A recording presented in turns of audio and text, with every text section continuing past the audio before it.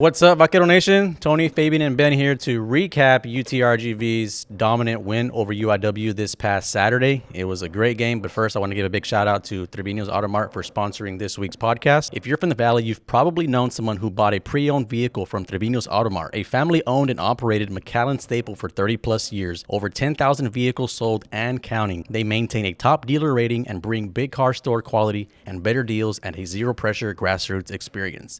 Trevino's Mart.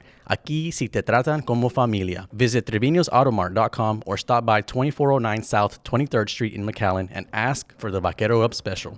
Trevino's Mart. Appreciate it, guys. Thank you so much. This past week, it was a 56-28 dominant win for UTRGV. Before I get into the amazing stats, what were your all's initial impression of the game? I think the biggest thing that I saw is that defense needs to adjust to a fast-paced offense.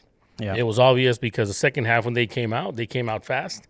And unfortunately, we weren't able to adjust quick enough. We adjusted, but same thing happened with Lamar. Same thing happened with Southeastern. A quick offense hits us, off the bat. We kind of, deer in a headlight type of thing, and then we figure it out. Yeah. But I think it needs to be figured out a little faster. There's something about UTRGV playing at home that they turn into a different team. Either we have the better schedule at home or we've just not executed on the road. But something about playing at home is different for them. Undefeated so far. No, 100%. I think it's going to be, we'll know by next year because now the teams that were away, which were the hardest, opponents, are going to be here. So we'll see what happens with that. I'm not too worried about the defense adjusting. By far, the best part of the Vaqueros has been the defense. 100%. So adjusting, I'm not even worried about that. Moving on to next week, and actually next week's the biggest week, in my opinion. Stephen F. Austin, yeah. That's the biggest week. On the road again. On the road. Yeah. We win that one.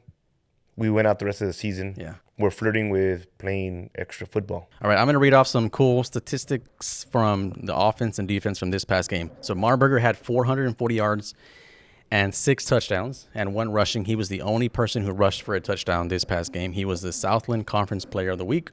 We had Diaz with 17 receptions for 172 yards and a touchdown. Xavier Nolan had 4 receptions for 155 yards and 2 touchdowns. We only had 4 players catch the ball, which was interesting when we had 440 yards in the air. The other 2 were Ishmael Smith-Flores. He caught 2 touchdowns, and the other person who caught a ball was actually a running back, Denny, and all 4 of them caught a touchdown, which was pretty cool. So we also gave up 400 yards to UIW, 339 in the air, and 101 on the ground. Yeah. Which, you look at the score, you wouldn't think they put up that many. And again, it goes back to the same thing. They did that right away in the second half. They did that right away when they came out of the third quarter. That's exactly what happened.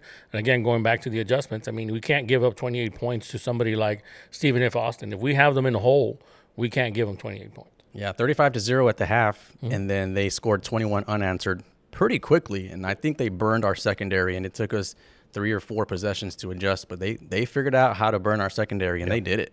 And that's the scary part is that they opened it up and they kind of showed, hey, this is what they're vulnerable in. So, and again, Gamble knows exactly what other teams are seeing. And the good thing is that, he can adjust to that now. He knows exactly what he needs to do. Well, on the flip side, now you got to worry about number 2 receiver on our end. Now you got to worry about Ishmael Flores. Yeah, tight end, yeah. He's a tight end, but he runs like a receiver. He's running receiving routes, yeah. And he runs downhill like a linebacker. He's big. So he's so big. So now you got to worry about not only the boogeyman, now you got to worry about 2 more guys. Yeah. And for the first few games, it was Xavier Nolan who was leading the receiving corps. Right. Now Diaz gets 17 catches, man. Yep. That is a lot of catches. Did you see? Maybe I'm the only one that saw it. Probably. Coach Ben, you got a special eye for these things. Out of 14,573. If you're going to talk about the block, I saw it too. No. First couple of plays, what do they do? Diaz. Dunks, little dunks. Is that on purpose? Nope. I say it was. Oh, you think it's an accident? No, I think it was. He was just open? No, that's what they're giving us. And the reason I'm saying that so confidently because Bush said it yesterday. You're cheating. I'm just telling you. He's listening. I'm listening. But he said they gave us that white side of the field to Diaz. They want to back up 7-8 yards. We're going to throw that every single time. And he even said, he goes, if Xavier was on the other side, it would have been Xavier. I'm not sure They that gave us that's. I'm not sure that Coach Bush is telling the truth there. I'm not sure. They maybe wanted to give some confidence passes. I think there were confidence passes. I think it was perfect. Yep. And I think it just kind of set the tone. All right, so a couple more stats. We went 7 for 13 on third downs, which is our best percentage of the year. Yep. We have not had more than, I think, 3 or 4 third down. Finally. Yeah, no joke. that was more than 50%. That was pretty cool. 0 turnovers on offense. That was impressive. Not even. I mean, Huge. I know the last game Marburger threw a pick at desperation at the end, but same thing this week. No turnovers on offense. Huerta had a sack for a fumble, which resulted in a touchdown by Jaden House. That was an exciting play. Yeah. Huerta broke the line, and I thought Huerta was going to pick it up, but Jaden House picked it up, and that's got to be like every defender's like dream to pick up a fumble and take it to the house. What was that like? And I think one of the biggest things that I saw, and again, it was mentioned yesterday, but I had seen it during the game, Huerta didn't pick up the ball, but you saw what he did is he held that quarterback down. Yeah, his ankle was and like he held the quarterback. And again, he's holding the quarterback so that his guy can come get the ball. Very, very unselfish type of football. And it's just awesome to see. And I saw that earlier. I mean, again, in another play, we'll talk about that later. But, you know, it was very unselfish football. He did his job, and he said, hey, let me let somebody else do their job. Yeah, but I think that now we're talking about a defense that is more of this is a team theme. Yeah, they're meshing. They're meshing very well. And there's no stopping them. Yeah. You look at time of possession from Lamar to this. I'm thinking now the defense is like, hey, let us go back in. Yeah. Let's go back in. Trust us. Put us in, yeah. Marburger, toss the interception. Yeah. We want back in. Something. Yeah. Because they had to play their asses off against Lamar. Yeah. Yeah. This game looked like if they were playing a preseason game again. Yeah. Yeah, UIW had the ball more this game, and I think that was more of UTRGV's efficiency on offense that they didn't need to be on the field for so long. Yep. As much as Diaz did catch 17 passes, I think early on the offense was so efficient that UIW just had the field more on offense. Yeah, the biggest thing also is that Coach Bush is going to have that confidence in the defense where we're not going to risk a 3rd and 6 and say, hey, let's go for it. Hey, punt the ball. Our defense is going to get us the ball back anyway. You know, so. All right, a few more stats here. Haygood led the team with 10 tackles. Once again. Elijah Graham had a pick. Our kicker, Mr. Reliable, 8 for 8 on extra points. Didn't have to kick a single field goal this game, but 8 for 8, that's pretty steady. And how about tailgates again? How about the fans? Hey, Ben loves his tailgates. hey, the fans. I mean, here's one I got to say. I got the fans. If we're up 35-0, stick around. Yeah. Stick around. I saw people started to trickle out a little bit. No, not at 35-0. Nah. Not at the half either. You know, just stick around. Let's see what happens. Yeah, I did see a lot of UIW people at the tailgate, though. I think they heard what you said. What'd you say? Let us meet you before we beat you. Yeah, let us they were meet all you there before we beat you. taking pictures, and Yep. it was nice. Yeah, honestly. it was. Not to sound offensive, but it was cool to have both teams there at the tailgate. That was really awesome. We are 157-yard field goal away from being 7-1 right now. That's crazy to even think. We're 6-2, which is still pretty cool. But like, I know we talk about this week to week, but realistically, like, what are we witnessing for Vaquero football right now? This is ridiculous. 6-2. It's crazy. It is crazy, and the cliche answer is history because, well, it's history, it's inaugural, it's whatever. But really think about what we're doing. Last podcast, Fabian's talking about the loss and what could be, and I'm looking at him and I'm saying, Listen to you. Listen to what you're saying, man. We have 2 losses. Yeah. It's our first season out. Yeah. And again, I want to highlight that everybody has 4 years of recruiting, maybe more. Yeah. Yeah. And here we are turning heads. The orange team, they still don't know where we're at, but we're the orange team on Snapchat. UTRG. Man, that's a mouthful. Yep, that's right. Yeah, they change it to UTG or UTV. Yeah. It's like whatever. The Vaqueros. It doesn't matter. Yeah. All right. You guys have anything else from this game you want to talk about? Again, I think one of the biggest things that we go back to is the defense just played some amazing football. But I think the biggest thing, like I had said last week, is Marburger and that receiving core is so in sync with each other. Yeah. That even though it was only 4 people, but that's all they got. You know, Tavion, and I hate to call you out Tavion, but missed a couple of passes. Sure, yeah. You He know, was but he was again- targeted, yeah. But again, they're targeted, so he knows exactly what he's doing. That one pass to Denny, I don't know if y'all saw that, but man, it was a no-look pass. It was literally a no-look pass. He was looking to the right, and he threw it to the left. Denny was wide open, and that same play goes back to, going back to the unselfishness of the defense. The offense, Tony Diaz, not just because he's our boy, man, but if you saw him, he blocked for about 25 yards.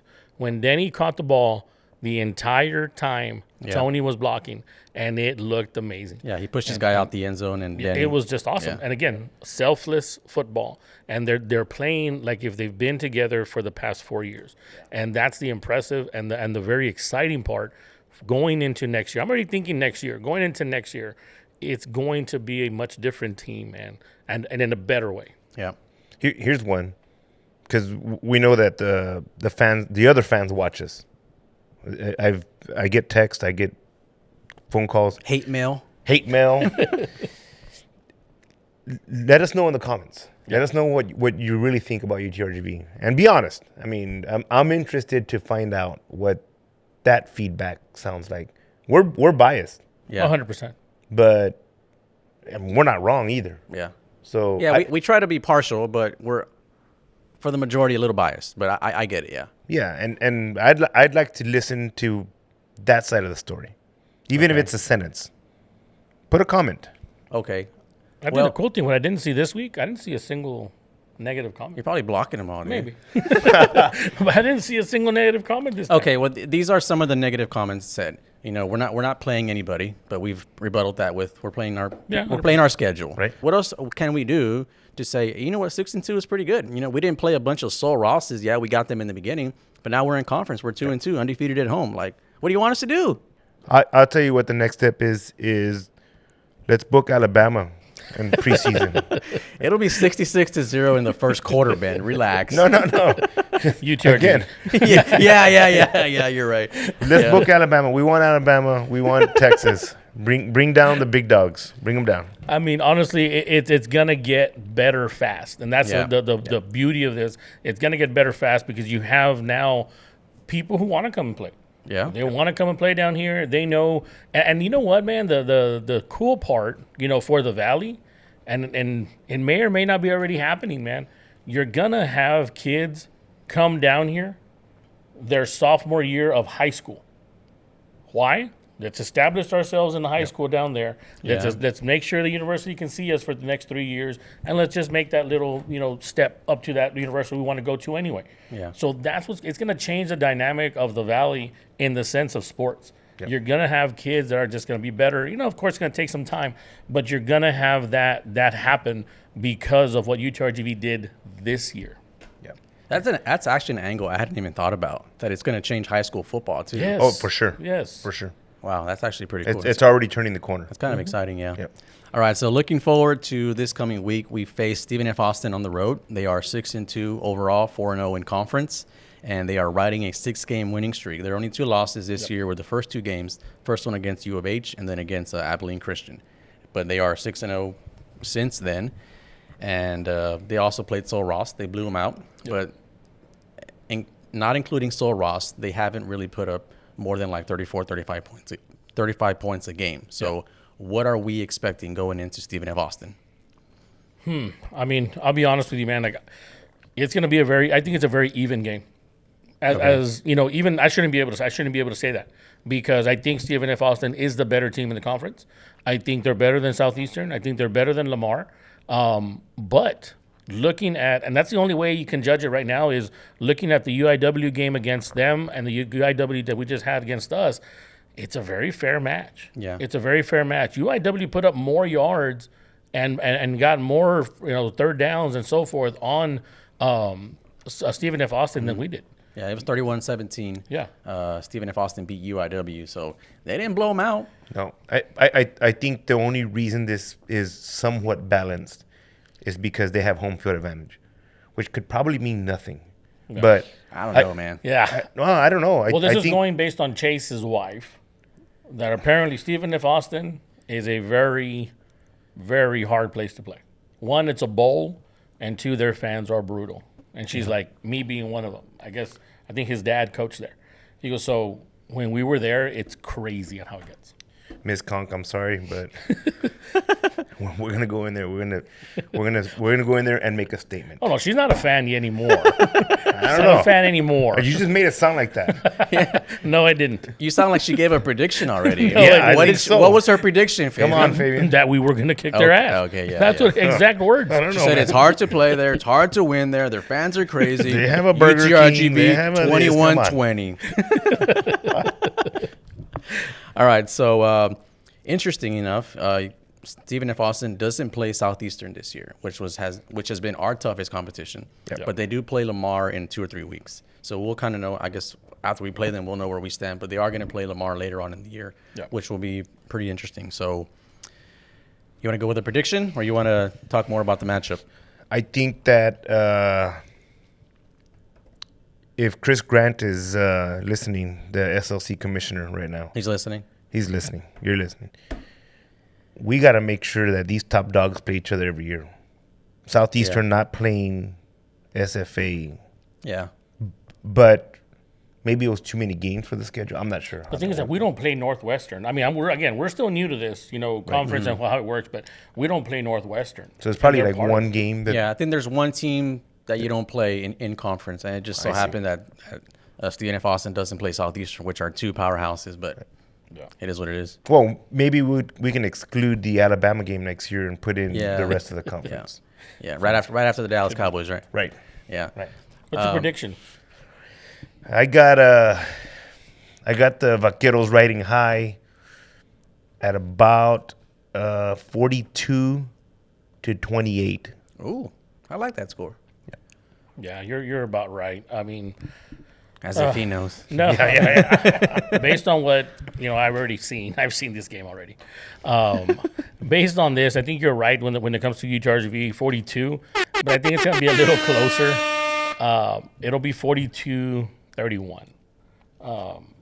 I think it's going to be close up till maybe the second, third quarter, and I think someone's going to go away with it, and it's going to be UTRGV.